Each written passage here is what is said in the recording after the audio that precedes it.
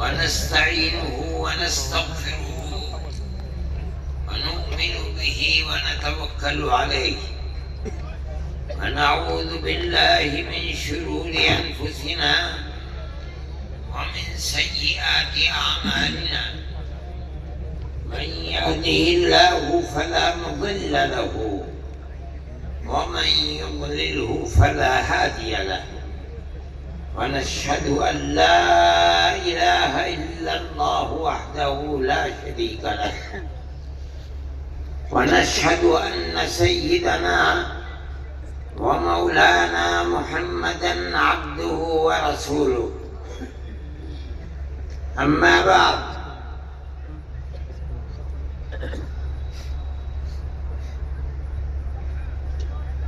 پنجاب، ہریانہ،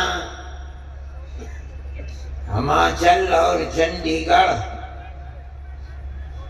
کے نائب امیر شریعت حضرت مولانا الیاس صاحب اور اس پروگرام کے اندر علماء میوات اور قرب و جوار کے شریک ہونے والے علماء سے وابستہ حضرت امیر شریعت سے وابستہ اور جمعیت علماء سے تعلق محبت رکھنے والے ورکرز اور افراد، میں اپنی عمر اور طرح طرح کے عوارض اور بیماریوں کی وجہ سے حقیقت یہ ہے کہ آنے کے لائق نہیں تھا، لیکن حضرت مولانا محمد الیاس صاحب نائب امیر شریعت اور میرے محترم میاں جی رمضان صاحب اور دوسرے جمعیت کے احباب کا اصرار تھا، میں آ گیا۔ اور اگر مجھے یہ معلوم ہوتا کہ یہ جگہ 100-125 کلومیٹر ہے تو میں ہرگز بھی نہ آتا۔ میں تو یہ سمجھا کہ گھنٹہ 1.5 گھنٹے میں پہنچ جاؤں گا، مگر یہاں پہنچنے میں تو 3 گھنٹے لگ گئے، اور اب یہاں سے واپس جانے میں اور 3 گھنٹے۔ لیکن مجھے آپ حضرات کے اتنی بڑی تعداد میں امارت شرعیہ کے سلسلے میں جمع ہونا مجھے آنے کے بعد بڑی خوشی ہوئی۔ پتہ چلتا ہے کہ آپ حضرات کے دلوں میں اپنے علماء کی قدر ہے، دین کی قدر ہے، اسی لیے اس موضوع کے اوپر آپ حضرات کی تشریف آوری اتنے بڑے مجمع کے ساتھ ہوئی ہے۔ اللہ آپ کے دلوں میں اور آپ کی اولاد اور نسلوں کے دلوں میں دین اور دین سے وابستہ علماء سے اس والہانہ تعلق کو قائم رکھے۔ میرے محترم بزرگوں اور دوستوں، امارت شرعیہ کا یہ نظام آپ کے اس صوبے اور خاص طریقے پر میوات میں تقریباً 10-12 یا 15 سال سے قائم ہے۔ میرے پاس مولانا خالد صاحب مرحوم اس وقت آئے اور آ کے کہا کہ ہم امارت شرعیہ کے لیے کسی آدمی کا انتخاب کر دیا جائے تو اس کو قائم کریں گے۔ میں نے کہا بتائیے کون آدمی ہے؟ انہوں نے مجھے بتایا کہ مولانا اسحاق صاحب مرحوم اس کام کے لیے مناسب رہیں گے۔ میں ان کو لے کر اس وقت کے امیر شریعت کے پاس گیا اور میں نے ان سے عرض کیا کہ میوات میں جس سے وابستہ اور بھی ایسے صوبے ہیں جن میں مسلمانوں کی تعداد کم ہے، مولانا جانے پہچانے آدمی ہیں، آپ انتخاب فرما دیں۔ اللہ غریق رحمت فرمائے، انہوں نے میرے سامنے ہی ایک کاغذ کے اوپر مولانا اسحاق صاحب کا نام لکھ کر کے اور 2-4 جملے کہ میں ان کو نائب امیر شریعت کی حیثیت سے ان کے نام کو منظور کرتا ہوں، وہ مجھے دے دیا۔ میں نے مولانا خالد صاحب مرحوم کو دے دیا۔ لیکن یہ قدرت کا کرشمہ ہے کہ مولانا اسحاق صاحب بیمار ہو گئے اور ایک لمبی بیماری صاحب فراش، چلنے پھرنے سے معذور ہو گئے۔ امارت شرعیہ کے پلیٹ فارم سے کام جو ہونے چاہیے تھے وہ کام نہیں ہو سکے۔ حقیقت یہ ہے کہ اگر مولانا صحت مند ہوتے اور امارت شرعیہ کے پلیٹ فارم سے متحرک ہوتے، کام کرتے، تو اس وقت ان کے دنیا سے جانے کے بعد امیر شریعت کے لیے کام کی ڈگر، کام کا نہج، کام کا طریقہ مشہور و معروف ہوتا اور موجودہ نائب امیر شریعت کو کام کرنے میں سہولت ہوتی۔ لیکن وہ علماء جن کو مولانا الیاس صاحب نے پکڑا ہے اور جو اپنی خوش قسمتی سے دین کے اس کام پر لگتے ہیں اور لگنے کا ارادہ رکھتے ہیں، اور مجھے خدا کی ذات سے توقع ہے کہ اللہ ان کے دل میں لگن اور اخلاص پیدا فرمائے گا، اور جن لوگوں کو ضرورت ہوگی خانگی اور گھریلو معاملات کے اندر ناچاقی اور مسائل کے پیدا ہونے پر، تو بجائے اس کے کہ وہ کورٹ میں جائیں، محکمہ شرعی کے کام کرنے والے لوگوں کے سامنے اپنی تحریر دیں گے کہ ہمارے اختلافات ہیں، ہم آپ کو حکم بناتے ہیں اور آپ جو فیصلہ کریں گے ہمیں منظور ہوگا،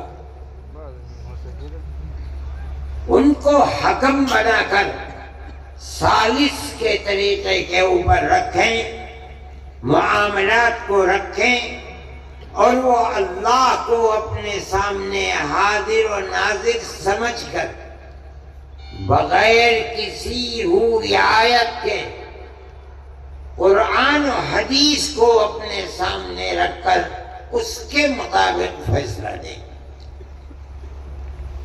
یہ ضروری ہے آپ اس چیز کو سمجھیں کہ عدالتی نظام ساری دنیا کے اندر رائج ہے۔ آپ اگر حکم اور حاکم بن کر بیٹھیں گے تو آپ کے خلاف مقدمے ہوں گے، آپ ہار جائیں گے، آپ کا نظام بند ہو جائے گا۔ اگر آپ کسی چیز کو چلا سکتے ہیں تو اس کی صرف ایک ہی صورت ہے کہ آپ محکمہ شرعیہ چلانے والوں کو ثالث بنائیں اور یہ کہیں کہ ہمارا جھگڑا ہے، ہم آپ کے سامنے پیش کرتے ہیں، آپ ہمارے جھگڑے کے درمیان میں فیصلہ فرما دیں۔ اس تحریر کے بعد جس پر دونوں فریقوں کے دستخط ہوں گے،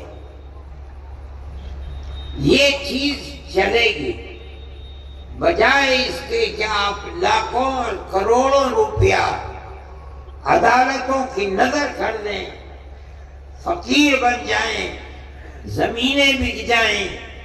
یہ بہت آسان چیز ہے کہ جس کو مثل مشہور ہے کہ ہلدی لگی نہ پھٹکری اور رنگ آیا چوکھا، اس طریقے پر آپ کام کر سکیں گے۔ لیکن میں حضرت مولانا سے عرض کرتا ہوں کہ جو حکم بنیں گے، ثالث بنیں گے، وہ مدرسوں کے پڑھانے والے لوگ ہوں گے۔ یہ ایک دوسرا موضوع ہے کہ دو آدمیوں کے درمیان میں دونوں کے بیانات لینا، ان بیانات کو لے کر کے پھر آپس میں ہو سکتا ہے ضرورت جرح کی پڑ جائے، اس کی بنیاد کے اوپر ہو سکتا ہے گواہوں کی ضرورت پڑے۔ فیصلہ کرنے کے لیے وہ طریقہ جو عدالتوں کے اندر چلتا ہے، سمجھنے کے لیے ٹریننگ کی ضرورت ہے۔ میں ان حضرات سے مولانا سے میں نے منصور پوری سے، مولانا سلمان صاحب منصور پوری سے میں نے کہا تھا کہ حضرت مولانا جب متعین کر دیں کہ اس جگہ یہ، اس جگہ یہ، اس جگہ یہ، ان کو 1 2 3 4 دن کے لیے بلاؤ، جو لوگ طریقہ جانتے ہیں ان کی ٹریننگ کریں، انہیں بتائیں، تاکہ فریقین میں کسی کو اپنے دل میں یہ حسرت نہ رہے کہ معاملہ صاف نہیں ہوا اور ہم اپنے دلائل پیش نہیں کر سکے، یا ہم نے پیش کیے انہیں قبول نہیں کیا جا سکا۔ ہر چیز تحریر میں لے آنی چاہیے۔ میں یہ سمجھتا ہوں کہ اگر اس مسئلے کو اس انداز پر کیا گیا اور یہ حضرات تیار ہیں، 1 دن کے لیے، 2 دن کے لیے، 3 دن کے لیے آپ بھیجیے، اس میں جس چیز کی ضرورت ہوگی یہ فقیر بھی اس میں پوری طرح مدد کرے گا۔ اگر اور حضرات کو، ٹریننگ دینے والوں کو بلایا گیا تو میں اس سلسلے میں ان سے گزارش کروں گا کہ وہ آئیں اور آ کر ان حضرات کی ٹریننگ کو مکمل کریں، چاہے 1 مرتبہ، چاہے سال میں 2 مرتبہ، جب ضرورت پڑے انشاءاللہ میں اور یہ حضرات آپ کی مدد کریں گے۔ دوسری چیز میں یہ کہنا چاہتا تھا کہ امانت شرعیہ کا کام صرف یہی نہیں ہے کہ شوہر اور بیوی کے جھگڑوں کو نمٹائے، نہیں، اس کے علاوہ ہمارے اور آپ کے معاشرے میں، ہمارے جوانوں کے اندر لڑکوں میں لڑکیوں میں جو برائیاں پھیل رہی ہیں، اگر ان پر قدغن نہ لگائی گئی، ان کو جمع نہ کیا گیا، اور جہاں بھی علماء ہیں، جس گاؤں میں ہیں، جس شہر میں ہیں، جس محلے میں ہیں، اگر ان کے ہاتھ کو نہیں پکڑیں گے تو ایک دو نسلوں کے بعد آپ کی ان آبادیوں کے اندر ٹوپی پہننے والے اور مسجدوں کو آباد کرنے والے لوگ نہیں ملیں گے، خدا نخواستہ۔ امارت شرعیہ کے ساتھ بہت علماء جڑے ہوئے ہیں، پڑھائیے بھی، اس کے ساتھ ساتھ طلباء پر نظر بھی رکھیے، ان کی تربیت بھی کیجیے، مطالعہ بھی کیجیے، اس کے ساتھ ساتھ ہر جوان کو دیکھ بھال کر کے اس کے ہاتھ کو پکڑنا اور اس راستے کو بتانا جو آپ کے آباء و اجداد کا راستہ ہے، علماء کا راستہ ہے،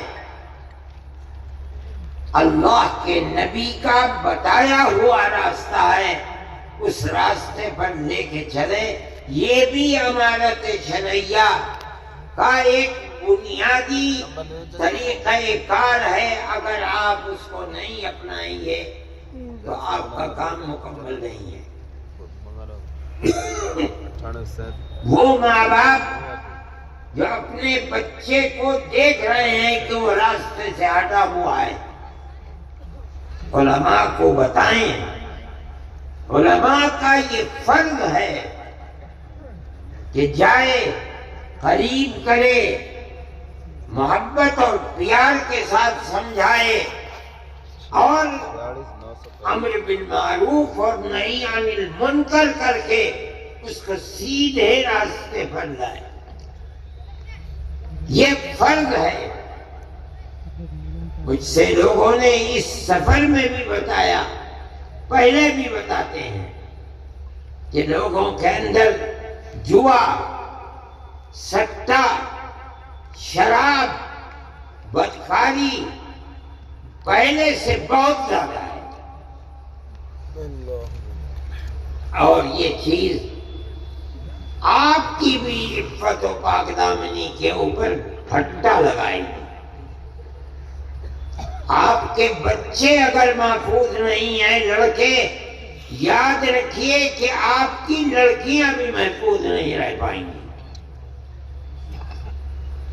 دنیا کے اندر آج وہ طبقے ابھر رہے ہیں، طاقتور بن رہے ہیں، جن کا مقصد یہ بنا ہوا ہے کہ وہ مسلمان بچیوں کو آوارہ گردی کا شکار بنائے۔ مخلوط تعلیم اور موبائل سب سے بڑا ذریعہ ہے بربادی کا۔ بچیوں کے ہاتھ میں موبائل، گھر کے اندر اور گھر سے باہر، یہ ان بچیوں کی بربادی کا سب سے بڑا ذریعہ ہے۔ ایسے واقعات ہوتے ہیں کہ بچیاں مخلوط تعلیم کے اندر نہیں ہیں، لڑکیاں لڑکیوں کے اسکول میں ہیں، لڑکے لڑکوں کے اسکول میں ہیں۔ اس کے باوجود ایک تو وہ ٹیچر جو ان لوگوں کے ہاتھ میں ہیں جو ان بچیوں کو برباد کرنا چاہتے ہیں، دوسرے موبائل، انہوں نے اس کے باوجود ان کو برباد کر دیا۔ میں آپ سے کہتا ہوں، ابھی مظفر نگر کے اندر مسئلہ ہوا، پولیس نے ایک ہوٹل کے اوپر جا کر چھاپا مارا، 50 لڑکے اور 50 لڑکیاں پکڑی گئیں۔ جب پردہ اٹھا ان کے اوپر سے تو تقریباً 36 یا 36 سے زائد لڑکیاں مسلمان بچیاں تھیں۔ یہ بچیاں، حیرت کی بات یہ ہے کہ اس اسکول کی پڑھنے والی تھیں جو اسکول صرف بچیوں کے لیے ہے۔ سوال پیدا ہوتا ہے کہ ان لڑکوں سے جو مسلمان لڑکے نہیں تھے، ان کا تعلق کیسے پیدا ہوا؟ اس کی دو ہی چیزیں ہیں کہ جو ٹیچر ہیں وہ مسلمان نہیں ہیں، حالانکہ عورتیں ہیں۔ دوسری چیز موبائل، اس نے تباہ کر کے رکھ دیا۔ اب ان ماں باپ کا کیا حال ہے؟ جمعیت علماء کے لوگ وہاں گئے، ہاتھ جوڑ کر کھڑے ہو گئے کہ ہم کچھ نہیں کریں گے، ہماری یہ ٹوپی تمہارے پیروں میں ہے، ہمیں برباد مت کرو۔ ان لوگوں نے مجھ سے کہا، میں نے کہا چھوڑ دو۔ جنہیں خود اپنی بربادی کے اوپر رونا آتا ہے اور انہوں نے اپنی بچیوں کے ہاتھ کو چھوڑ دیا اور یہ سمجھتے ہیں کہ موبائل اور اسکول میں پڑھنا انہیں نقصان نہیں پہنچائے گا۔ میں آپ سے کہہ رہا ہوں کہ آپ اگر اس پر قدغن اور روک نہیں لگائیں گے تو آپ اپنی بچیوں کی عفت و پاک دامنی کی حفاظت نہیں کر سکتے۔ حضرت امیر شریعت صاحب میرے پاس بیٹھے ہوئے ہیں، میں یہ کہنا چاہتا ہوں، اور بہت علماء ہیں، اس کے لیے پروگرام بناؤ، اپنی قوم کو راہ راست پر کس طرح لایا جا سکتا ہے، اپنی زندگی کو کھپا دو، لگا دو۔ اگر اس کے اندر کوتاہی ہوگی تو آنے والے 50 سال کے اندر کتنی بربادی ہوگی، آج آپ اس کا تصور نہیں کر سکتے۔ ایسے لوگ ہیں ملک کے اندر جن کا پروگرام یہی ہے کہ مسلمانوں کے گھروں کے اندر عفت و پاک دامنی کا جنازہ نکالا جائے، اور وہ اس کے اوپر لگے ہوئے ہیں۔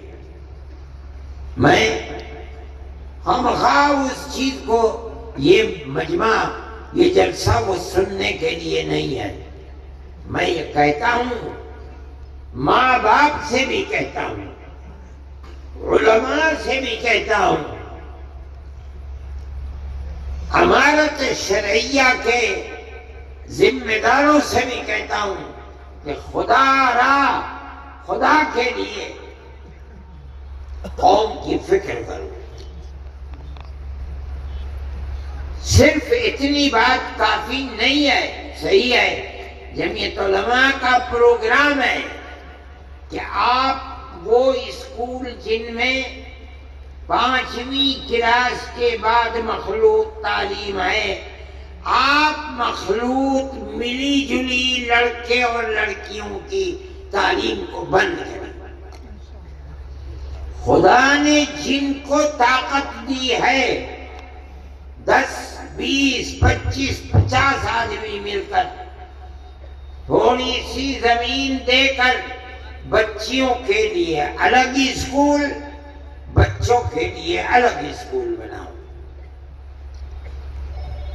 کوشش کرو کہ بچیوں کی اسکول کے اندر پڑھانے والی مسلمان ٹیچر مہیا ہوں۔ ان اسکولوں کے اندر عورتوں کی جماعتیں بھیجو، ان بچیوں کی تربیت کریں، ان کے ہاتھ میں موبائل نہ دو تاکہ ان کے خیالات پراگندہ نہ ہو. اپنی آنے والی نسل کی حفاظت کے لیے یہ ضروری ہے، ضروری ہے، ضروری ہے. ورنہ ہم اپنے جس ملک میں رہتے ہیں جہاں سیاست ہندو مسلم اکثریت اور اقلیت کی نفرت کے اوپر ٹکی ہوئی ہے، اور آپ کی بچیوں کی عفت و پاک دامنی کو زندہ نہیں رہنے دینا چاہتے. یہ آپ کی ذمہ داری ہے کہ آپ اپنی آنے والی نسل کو العیاذ باللہ ارتداد سے بچائیں اور انہیں مسلمان چھوڑ کر مریں. اس کی کوشش کیجیے کہ وہ بھی جب وقت آئے تو مسلمان رہتے ہوئے مرے. یہ ہماری ذمہ داری ہے. قوا انفسکم واہلیکم نارا، اپنے آپ کو بھی جہنم کی آگ سے بچاؤ، اپنی آل اولاد اہل خانہ کو بھی جہنم کی آگ سے بچاؤ.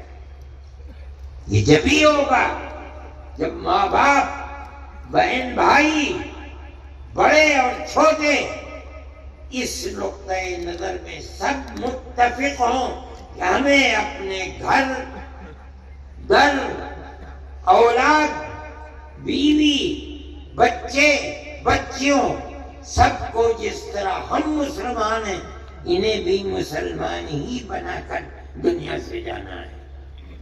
یہ بھی امانت شرعیہ کا پہلو ہے، ضروری ہے.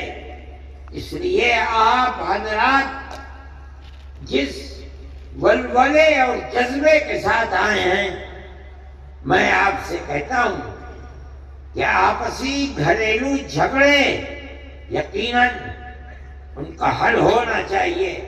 امانت شرعیہ کا پلیٹ فارم اس کے لیے نہایت ضروری ہے، لیکن صرف یہی امانت شرعیہ کا کام ہے اور کچھ نہیں.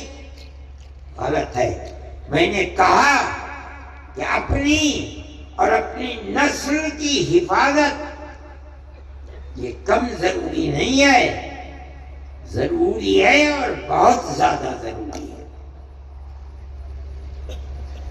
میرے بھائی، میں نے تو ان سے یہ کہا تھا کہ میں 10-15 منٹ بولوں گا. اس کے ساتھ ساتھ میں اپنی بات کو ختم کرنے سے پہلے آپ سے کہتا ہوں کہ ہم اور آپ اسی ملک کے رہنے والے ہیں. اگر اس ملک میں جاٹ رہتا ہے تو مسلمان بھی جاٹ ہے. اگر ہندو برہمن ہے تو کشمیر میں جا کے دیکھو مسلمان بھی برہمن ہے. راجپوت ہے ہندو، مسلمان بھی راجپوت ہے. ہر برادری جو ہندوؤں میں پائی جاتی ہے ہندوستان میں، مسلمانوں میں بھی وہ برادری پائی جاتی ہے. اس کا مطلب یہ ہے کہ دنیا یہ سمجھتی ہے نادان، بے پڑھے لکھے کہ ہندوستان میں مسلمان باہر کے آئے ہوئے ہیں. وہ جاہل ہے. کچھ لوگ ہو سکتا ہے 1,00,000 2,00,000 10,00,000 ہندو مسلمان ایسے ہوں کہ جو باہر کے آئے ہوئے ہیں. آگے آج ساری دنیا کے اندر مسلمان ہے. امریکہ میں جاؤ مسلمان ہے، یورپ میں جاؤ مسلمان ہے، اور ساری دنیا کے لوگ آئے ہیں کھانے کمانے کے لیے، وہ بھی وہاں پہنچے ہیں. لیکن ہندوستان کے اندر ایسا نہیں ہے. یہاں تو 96, 97, 98, 99% مسلمان ہیں. اسی ملک کا رہنے والا ہے. ان کی زبان ایک ہے، پہناوا ایک ہے، رہن سہن ایک ہے، کہاں دوسرے کے. لیکن میں یہ کہتا ہوں کہ جب ہم ایک ہیں، ایک ہی گھرانے سے پیدا ہوئے ہیں، ہمارے ماں باپ ایک ہی تھے، تو ٹھیک ہے لوگ نفرت کی سیاست کرتے ہیں، لڑاتے ہیں، جھگڑاتے ہیں، لیکن مسلمان کو اپنا مذہبی فریضہ سمجھ کر یہ بات کہنی چاہیے کہ مذہب کچھ بھی ہو، ہم ایک ملک کے رہنے والے، ہم سب بھائی بھائی ہیں. آپ 1400-1300 سال سے اس ملک میں رہتے ہیں اور اسی تاریخ کے ساتھ رہتے ہیں. گاؤں در گاؤں رہتے ہیں، ہندو اور مسلم رہتے ہیں، پیار و محبت کے ساتھ رہتے چلے آئے ہیں. یہ ہمارا امتیاز ہے. دنیا چاہتی ہے کہ جہاں اقلیت ہندو کی ہے مسلمان نکال دیں، جہاں اقلیت مسلمان کی ہے ہندو نکال دیں، مسلمان کی دکان سے نہ خریدو، مسلمان ہندو کی دکان سے نہ خریدیں. یہ ہماری تاریخ نہیں ہے. ہم تو بھائی بھائی کی طرح رہتے تھے. آپ کی تاریخ کو دنیا آگ لگانا چاہتی ہے. جمعیت علماء کا نظریہ یہ ہے آپ اپنی تاریخ کو زندہ کریں اور ہندو مسلمان ہر جگہ بھائی بھائی بن کر رہیں، ایک دوسرے کے دکھ میں سکھ میں شریک رہیں. اگر کسی کے یہاں شادی بیاہ ہے، اگر اس نے نہیں بھی بلایا ہے، آپ چلے جائیے، مبارکبادی دے کے چلے آئیے. لیکن اگر آپ الگ رہیں گے تو اس کا مطلب یہ ہے کہ ملک کی وہ فرقہ پرست طاقتیں جو الگ کرنا چاہتی ہیں، آپ اپنے عمل سے انہیں کامیاب بنا رہے ہیں اور ملک اس طرح برباد ہو جائے گا. عوام تشریعیہ کا یہ موضوع نہیں ہے، لیکن جمعیت علماء کا یہی موضوع ہے. میں اتنا بڑا آپ کا مجمع ہے، میں اس دن دلی کے اندر میرا جلسہ تھا، ایک پنڈت جی کا بھائی میں بھی آؤں گا، اتنا بڑا ٹیکا یہاں لگا ہوا، صبح صبح آ گئے. میں نے کہا پنڈت جی چلو، وہ آ کے میرے پاس ہی بیٹھ گئے. بہت دیر دیکھتے رہے دائیں بائیں. اس کے بعد جب میں نے انہیں فون کیا بعد میں، پنڈت جی گئے تھے کیا دیا؟ کہنے لگے جی میں نے تو اپنے جیتے جی اتنا بڑا مجمع دیکھا نہیں تھا. میں نے کہا کوئی خراب بات راجی کیا بات کرو ہو، اچھی اچھی بات کی تھی. تو میں یہ کہتا ہوں کہ پیار و محبت، ایک دوسرے کے دکھ اور سکھ میں بھائی بھائی کی طرح شریک ہونا، شریک رہنا، اس کو آپ اپنی زندگی کا مضبوط نصب العین اور نظریہ بنائیے. تبھی آپ عزت و آبرو، چین و سکون، امن و امان اور پیار و محبت کے ساتھ رہ سکتے ہیں، اور یہی آپ کی تاریخ ہے. آپ اس چیز کو سمجھیے جو میں کہہ رہا ہوں، اور اس پر اپنے آپ کو مضبوط کر لیجیے. کوئی کچھ بھی کہے، آپ اسی کو اپنا نصب العین بنائیے. علماء کو یہ بات لوگوں کے سامنے رکھنی چاہیے، اور اپنے باپ دادا پر دادا کی جو تاریخ تھی جس کو مٹایا جا رہا ہے، آپ اس تاریخ کو زندہ رکھیے. دوسرے جو بات میں نے کہی ہے، بچیوں کے اسکول الگ، بچوں کے اسکول الگ بنائیے، اور ان بچیوں کے اندر اور بچوں میں بھی آپ تبلیغی جماعت کو، عورتوں کی جماعت ان اسکولوں میں، بچیوں کے، مردوں کی جماعت بچوں کے اسکول، ان کی صحیح تربیت کیجیے، رکھیے۔ بغیر تربیت کے تعلیم کچھ تعلیم نہیں ہے، بیکار ہے۔ اللہ تعالی آپ سب کی ہماری مدد فرمائے، دین و ایمان پر ثابت قدمی عطا فرمائے، ہمارے ملک کے اندر امن و امان کی فضا کو اللہ مضبوط فرمائے، اور جو لوگ ہماری تاریخ کو، ہندو مسلم تاریخ کو مٹا رہے ہیں، اللہ انہیں ناکام و نامراد فرمائے، ملک کو امن و امان کا گہوارہ بنا دے۔ وصلی اللہ تعالی علی خیر خلقہ سیدنا محمد وعلی آلہ واصحابہ اجمعین۔ کٹ کو جی میں نے دعا، اور جسے کہتے ہیں دعا